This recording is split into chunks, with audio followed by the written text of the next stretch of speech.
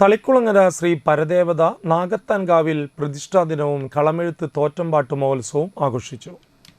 രാവിലെ ഗണപതി ഹവനം, മഹാസുദർശന ഹോമം, കലശപൂജ, മഠാധിപതികൾക്ക് പൂജ, മുത്തപ്പന് കളം, പ്രസാദോട്ട് എന്നിവ നടന്നു. വിഷ്ണുമായ കളം, എഴുന്നള്ളിപ്പ്, ദീപാരാധന, ദേവിക്ക് കളം, ഗുരുതി തർപ്പണം, നടയടയ്ക്കൽ സമാപനം എന്നിവയും നടന്നു.